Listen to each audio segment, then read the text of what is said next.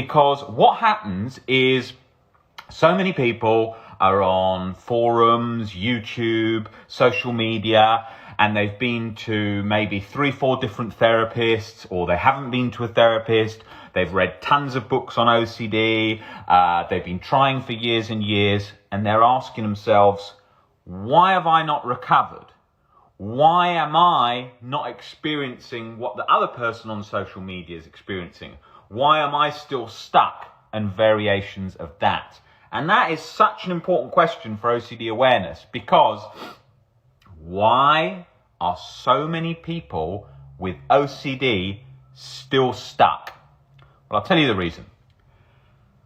The reason is, and similar to what I was saying yesterday, but more specific to this situation, OCD is quite resilient in a lot of cases, okay? It's a bit like a sort of bacteria that you're hitting with antibiotics and it keeps coming back, okay? So it does move around, it morphs, it adjusts, it does all those things.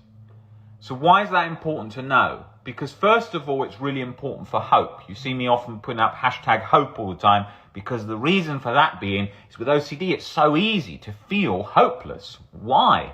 Because the journey is like a roller coaster with so many hurdles and so many bumps. It's very, very easy to start feeling hopeless. Like, why am I not getting better? Why was I feeling good yesterday and feeling crap today? You know? And that part of the journey used to drive me nuts. One day I'd be feeling good. One day I'd be feeling terrible. One day I thought I'd cracked it and recovered forever. One day I thought I'd found the missing piece in my head that I was looking for, and then I wasn't going to have a problem again.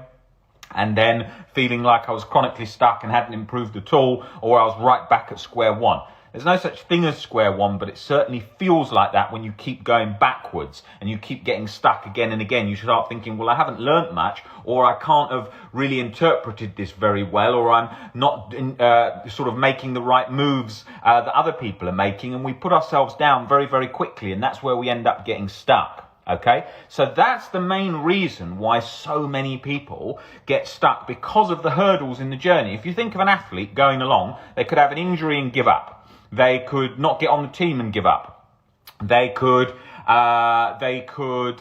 change sports and see something else which they think they're better at, and sort of miss a path that they'd obviously put a lot more work into towards that goal. So there's so many areas, and we sort of chop and change all the time along the journey. One minute we'll think, oh, this is really working. Okay. Oh, that's not. I'll quickly try this, or I'll read this book, and then this book isn't working, so I'll now read another book, and then jumping left, right. And that's what happens so much. So one of the things that I'm always telling people is, when you're approaching the recovery journey, you have got to have a plan, okay? That doesn't mean a rigid plan that's sort of bolted down and nailed down, because that's a sort of control, but you've got to have a plan.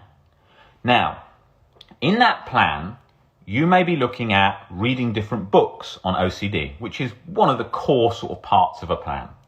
What you don't want to do is go to a bookshop, buy one of the many self-help books on anxiety that's got a nice cover and it's got a nice celebrity endorsing it and saying that it helped them and so on, reading 5 pages, then picking up another, chasing instant relief, one book to the next.